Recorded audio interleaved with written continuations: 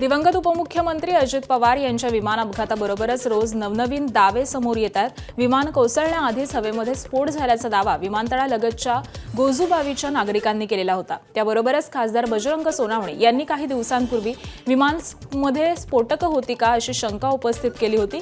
गोजूबावी परिसरातील नागरिकांचा दावा हा बजरंग सोनावणेंच्या शंकेला पुष्टी देणारा असल्याचं राष्ट्रवादीचे आमदार अमोल मिटकरी यांनी म्हटलंय. तसंच या प्रकरणाची चौकशी राज्य सरकारच्या सीआयडी पुरती मर्यादित न ठेवता उच्चस्तरीय बाह्य यंत्रणेकडून करण्याची मागणी देखील त्यांनी केलेली आहे.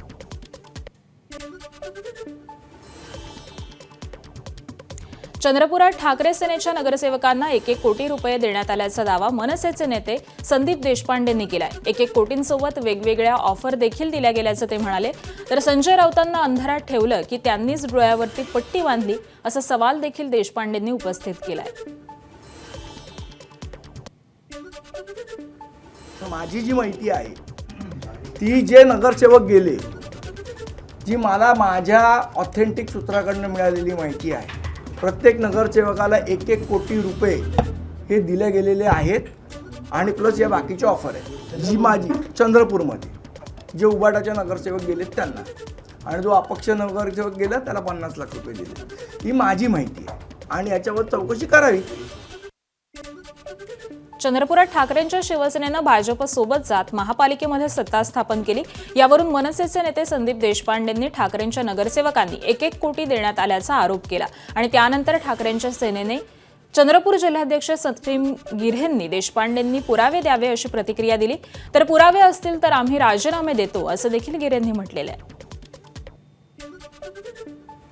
मला नाही माहिती संदीपजी देशपांडे जे मनसेचे नेते आहे त्यांना ही ऑथेंटिक माहिती कोणी दिली.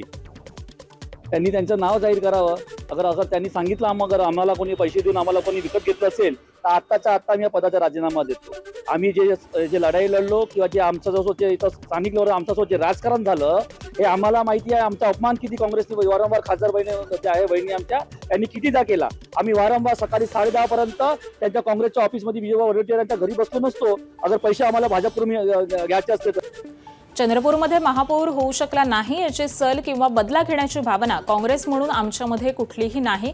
काँग्रेस प्रदेशाध्यक्ष हर्षवर्धन सपकाळांनी आपली भूमिका स्पष्ट केली आहे. तर परभणीमध्ये महाविकास आघाडी म्हणून ठाकरे सेनेच्या मागे उभं राहिल्याचं सपकाळांनी म्हटलेलं आहे.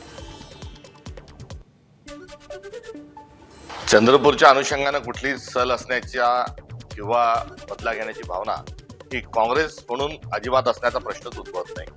मात्र चंद्रपूरमध्ये उबाटाचे 8 असताना भाजपला त्यांनी मतदान करणं हे निश्चित कुठेतरी राजकीय दृष्टिकोनातून चुकलेलं आहे आणि वर चोऱ्याच्या उलट्या बॉम्बा अशा स्वरूपामध्ये देखील जे वक्तव्य येत आहेत हे दुर्दैवी आहे.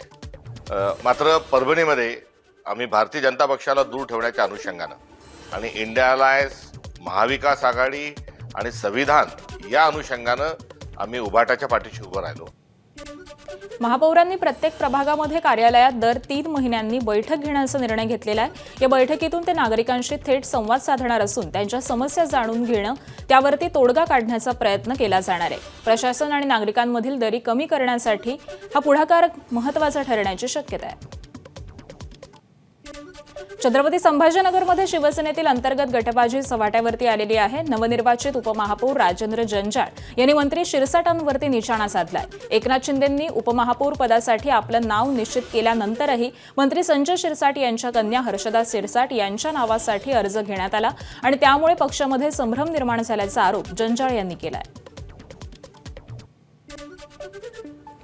शिंदे साहेबांनी या ठिकाणी माझी उमेदवारी फायनल केली. तुम्ही अर्ज घेऊ नका, पक्षाच्या आदेशाचं आपण पालन केलं पाहिजे. परंतु तरी त्यांनी फॉर्म घेऊन जाऊन या ठिकाणी हर्षदाताई शिरसाट यांचा उमेदवारी अर्ज भरला होता आणि तो उमेदवारी अर्ज महापालिकेमध्ये जमा करण्यासाठी ते येत होते. परंतु पक्षाने व्हीप काढल्यामुळे ते त्या ठिकाणी आले नाही, त्यांनी उमेदवारी अर्ज भरला नाही. राजेंद्र जंजाळांसारखं सर्वगुण संपन्न नेतृत्व आम्हाला मिळालं हे आमचं भाग्य, नाहीतर आम्ही अशा नेतृत्वाला मुकलो असतो अशी खोचक प्रतिक्रिया संजय शिरसाटांनी दिली आहे. तर जंजाळ भविष्यामध्ये ते महाराष्ट्राचे मुख्यमंत्री व्हावेत असं देखील शिरसाट म्हणाले. जंजाळासारखं कुशल सर्व गुण संपन्न नेतृत्व आम्हाला मिळालं हे आमचं भाग्य आहे. त्यांना जे काही इतका मोठा पदभार मिळालेला आहे खऱ्या अर्थानं आम्ही त्याच्यापासून मुकलो असतो. त्यांनी ते उपमहापौर पदाचा कार्यभार चांगला करावा. त्यांना त्या कार्यकालामध्ये चांगलं काम केलं तर भविष्यात ते महाराष्ट्राचे मुख्यमंत्री हो अशी माझी त्यांना शुभेच्छा. सातारा जिल्हा परिषद सत्ता स्थापनेच्या पार्श्वभूमीवरती राजकीय हालचालींना वेग आलाय. राष्ट्रवादी आणि शिवसेनेची बैठक पार पडल्यानंतर आज जिल्हाधिकारी कार्यालयामध्ये डीपीसीची बैठक झाली आणि त्यानंतर पत्रकारांशी संवाद साधताना मंत्री शिवेंद्रराजेंचा दिलखुलास अंदाज पाहायला मिळाला. जिल्हा परिषदेमध्ये सत्ता स्थापनेसाठी आम्ही शिवसेनेसोबत हात मिळवायला काय, मिठी मारायलाही तयार आहोत असं शिवेंद्रराजेंनी म्हटलंय. तर भाजपकडे संख्याबळ जास्त असलं तरी पालकमंत्री मोठे आहेत, मोठ्यांनी सामावून घ्यावं असं म्हणत त्यांनी सूचक भूमिकाही मांडलेली आहे. ते मोठे आहेत, पक्ष आमचा मोठा जरी आकड्या नसला तरी ते मोठे आहेत. त्यांनी सर्व मोठ्यांनी सामावून घेतलं पाहिजे.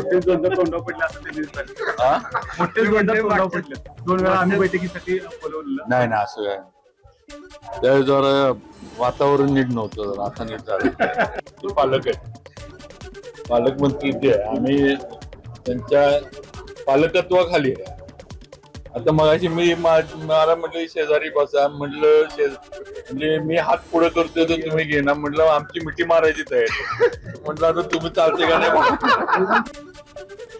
महाराष्ट्राचे माजी राज्यपाल भगतसिंह कोश्यारी यांनी मनसे अध्यक्ष राज ठाकरेंवरती निशाणा साधला होता. राष्ट्रीय स्वयंसेवक संघाच्या कार्यक्रमाला अनेक मान्यवरांनी सत्तेला घाबरून उपस्थिती लावल्याचं राज ठाकरेंनी म्हटलेलं होतं आणि त्यावरती राज ठाकरे मोदींना घाबरलेत असं म्हणत भगतसिंह कोश्यारींनी टोला लगावला होता. त्यानंतर ज्यांना धोतरही नेसता येत नाही ते काय राज ठाकरेंना सांगणार असं म्हणत खासदार संजय राऊतांनी कोश्यारींवरती पलटवार केलाय. वो सब लोग नरेंद्र मोदी से नहीं डरे होंगे. मैं राज का बहुत सम्मान करता हूँ, लेकिन मुझे लगता है वो ज़्यादा ही नरेंद्र मोदी से डर गए. उनका डरना नहीं चाहिए, उनको मोदी जी के निकट जाना चाहिए. उम्र में मेरे छोटे भाई हैं और अच्छे कड़क नेता हैं. मैं उनसे कहूँगा कि नरेंद्र मोदी से डरो मत, और महाराष्ट्र में हो, छत्रपति शिवाजी महाराज के उसमें कर्मभूमि में हो, तो उससे डरने की कोई आवश्यकता नहीं. डरना हो तो गलत काम से डरो. अरे त्याला नीट धोतर नेसता येत नाही रे, तो काय आम्हाला अक्कल शिकवतो. हा, त्याला नीट धोतर नेसता येत नाही स्वतःच. बघा ना तुम्ही त्याच्यासमोर, बघा तुम्ही त्याला एकदा, त्याचं धोतर कसं असतं ते. जो स्वतः धोतर नीट नेसू शकत नाही तो ठाकरेंना सांगतो आम्हाला मोदीला घाबरू नका. मोदीला कोण घाबरत आहे? हातामध्ये तुमच्या सत्ता आणि एजन्सी म्हणून तुम्ही आम्हाला सांगता काय धोतर नेसायला शिका नीट, आणि मग इथे महाराष्ट्रातून आम्हाला अक्कल शिव. एक नंबरचा लफंगा माणूस आहे. दरम्यान मनसेच्या संदीप देशपांडे यांनी माजी राज्यपाल भगतसिंह कोश्यारी यांच्यावरती प्रतिक्रिया दिली आहे. आज भगतसिंह असते तर त्यांनी कोश्यारींना चोप दिला असता, त्यामुळे कोश्यारींनी पहिलं नाव बदलावं असं म्हणत देशपांडेंनी थेट कोश्यारींवरती टीका केली आहे. मला तर वाटतं आज जर भगतसिंग असते त्या कोश्यारीनं खूप चोपला असतं स्वतःचं नाव ठेवलंय म्हणून. इतका दर्जाचा हा माणूस आहे. खरं तर त्यांचं नावच भगतसिंग ठेवलं नाही पाहिजे, कारण ज्या भगतसिंगांनी देशासाठी शहीदत्व पत्करलं त्या भगतसिंगांचं नाव या माणसाला देणं म्हणजे त्यांचा अपमान आहे. त्यामुळे पहिलं त्यांनी नाव बदलावं अशी आमची मागणी आहे. माझ्या हत्येचा कट रचला जात असल्याचा गंभीर आरोप मनोज जरांगेंनी केलाय. मराठा समाजाच्या आरक्षणासाठी लढतोय म्हणून माझ्या हत्येचा कट रचला जात आहे, त्यासाठी आपल्यालाच लोकांचा वापर केला जात असल्याचं मनोज जरांगे म्हणाले. तर हत्येसाठी सुपाऱ्या दिल्या जात असल्याचा आरोप जरांगेंनी केलाय. मनोज जरांगे मंगळवेढा तालुक्यातील माचनूर या इथं शिवजयंती उत्सवाच्या कार्यक्रमावेळी बोलत होते. दुश्मनी झाले हो मला. मी असं तुमच्यासाठी, तुमच्या लेकराबाळासाठी बोलतो म्हणून मला दुश्मनी झाली की मला वैरी समजायला लागले आणि माझ्या घातपाताच्या सुपाऱ्या द्यायला लागल्या. का तर मी मराठ्यांना मोठं करायला लागलो, मराठ्यांचे पोरं मोठे करायला लागलो म्हणून हे माझ्या सुपाऱ्या द्यायला लागले. आपलेच काही जवळचे लोक फोडायला लागले आणि त्यांच्या तोंडून काही पण ओढून घेते. जे खोटं आहे तेच खरं बोला रे. आपली शहाणपणाची पैदाशी खरं बोलायचं शिका. मनोज जरांगे सातारा संस्थान, मिरज आणि कोल्हापूर संस्थानचे गॅझेटियर लागू करण्यासाठी पश्चिम महाराष्ट्रामध्ये बैठका घेणार आहेत. पुढच्या महिन्यामध्ये सोलापुरातील पहिली बैठक घेतली जाणार असल्याची माहिती मनोज जरांगेंनी दिली आहे. तर सरकारनं त्यापूर्वी पश्चिम महाराष्ट्रामध्ये सातारा गॅझेटियर लागू करावं, अन्यथा आंदोलन केलं जाईल असा इशारा मराठा आंदोलक मनोज जरांगे पाटील यांनी दिलाय. सातारा संस्थानच्या गॅझेटियरमध्ये 15 लाख नोंदी आहेत आणि त्यामुळे पश्चिम महाराष्ट्रातील सुमारे 42 लाख मराठा समाजाला आरक्षणाचा लाभ होणार असल्याची माहिती जरांगेंनी दिली आहे. सातारा संस्थांचा GR निघणार म्हणजे निघणार, त्याशिवाय मी गप्प बसत नाही तर मग घोड्यात लावतो त्याला. नाही दिले दुश्मनी झाले हो मला. मी असं तुमच्यासाठी, तुमच्या लेकरा बाळासाठी बोलतो म्हणून मला दुश्मनी झाली. अजितदादांनी विलिनीकरणाबाबत काही भूमिका मांडलेली असेल तर त्यावरती शंका घेण्याचं काही कारण नाही, अशी प्रतिक्रिया राष्ट्रवादीचे आमदार सुनील शेळकेंनी दिली आहे. दरम्यान राष्ट्रवादीच्या विलिनीकरणावरती उपमुख्यमंत्री सुनेत्रा पवार निर्णय घेतील असंही शेळके म्हणालेत. दादांनी जर पुढल्या चर्चा केल्या असतील तर आम्ही त्यामध्ये शंका आणण्याचं कारण आहे किंवा आम्ही त्या नाकारतही नाही. परंतु आज दादांच्या पश्चात या ज्या काही चर्चा सुरू आहेत यावरती मला असं वाटतं की सुनित्रा वहिनी आता उत्तराधिकारी म्हणून संपूर्ण जबाबदारी सांभाळून काम करतायत. आगामी काळामध्ये दोन्ही राष्ट्रवादी एकत्रित घ्यायच्यात, करायच्यात, विलीनीकरण करायचं, मर्ज करायच्या, या ज्या काही सातत्यानं चर्चा सुरू आहेत यावर सर्वस्वी अधिकार सुनित्रा वहिनीच घेतील. अजित पवारांसमोर विलिनीकरणाच्या चर्चा झाल्यात, मात्र ते आज हयात नाहीत. त्यामुळे दोन्ही राष्ट्रवादीचं विलिनीकरण होण्याची शक्यता ही कमी असल्याची प्रतिक्रिया शिवसेनेचे मंत्री संजय शिरसाट यांनी दिली आहे. आता राष्ट्रवादीमध्ये अंतर्गत जो चाललेला वाद आहे त्या वादावर आमच्यासारख्याने बोलणं उचित नाहीये. की राष्ट्रवादी एक गट म्हणतो की विलिनीकरणाची बोलणी झाली होती, दुसरा गट म्हणतो की विलिनीकरणाची काही बोलणीच झाली नव्हती. आता ज्यांच्या समोर हे सगळं काही प्रकार घडले होते ते अजितदादा आज हयात नाहीत. म्हणून आता नेमकं काय घडलं, त्याचे काय पुरावे आहेत या खोलात जाण्यापेक्षा त्या दोन्ही पक्षाचं एकमेकाशी असलेलं आता तर नातं मला वाटतं आता दूर होत चाललेलं आहे. म्हणून विलीनीकरण होईल अशी शक्यता थोडी कमी वाटते. शरद पवारांच्या राष्ट्रवादीचे नेते जयंत पाटील यांचा 16 फेब्रुवारीला वाढदिवस आहे. या संदर्भामध्ये अजित पवारांच्या निधनामुळे राजकारणामध्ये मोठी पोकळी निर्माण झाली आणि त्यामुळे वाढदिवस न साजरा करण्याचा निर्णय जयंत पाटलांनी घेतलाय. त्याबरोबरच 16 फेब्रुवारीला वाढदिवसानिमित्त कोणीही बॅनर्स लावू नका असं आवाहन देखील जयंत पाटलांनी केलंय. पुण्यामध्ये जिल्हा नियोजन समितीची बैठक पार पडली. या बैठकीमध्ये उपमुख्यमंत्री सुनेत्रा पवार यांनी जिल्ह्याचा विकास गुणवत्तापूर्ण आणि ठरलेल्या वेळेमध्ये पूर्ण झाला पाहिजे असं स्पष्टपणे सांगितलं. मंजूर कामं वेळेमध्ये पूर्ण करणं, प्रत्येक बांधकामाचा दर्जा उत्कृष्ट आणि टिकाऊ ठेवणं, त्याबरोबरच पुढील वर्षाचं नियोजन हे प्राधान्यक्रमानुसार वेळेत पूर्ण करणं अशा ठोस सूचना संबंधित यंत्रणांना देण्यात आल्या. त्याबरोबरच गुणवत्तेशी तडजोड न करता पारदर्शक आणि परिणामकारक कामकाजामधून जनतेच्या अपेक्षा पूर्ण करण्याचा विश्वास यावेळी उपमुख्यमंत्री सुनेत्रा पवार यांच्याकडून व्यक्त करण्यात आला. छत्रपती संभाजीनगरमध्ये टोईंगच्या नावाखाली महापालिका आणि खासगी कंत्राटदारांकडून राजरोसपणे वसुली सुरू असल्याचं चित्र आहे. संभाजीनगरमध्ये महापालिकेचीच टोईंग यंत्रणा आहे, मात्र बऱ्याच ठिकाणी पार्किंगची जागाच नसल्यामुळे अनेकदा टोईंगचा जाच हा सहन करावा लागतोय. दुचाकी वाहनांसाठी 500 रुपये तर चारचाकी वाहनं नो पार्किंगमध्ये पार्क केल्यास तब्बल 5,000पर्यंत दंड आकारला जातो.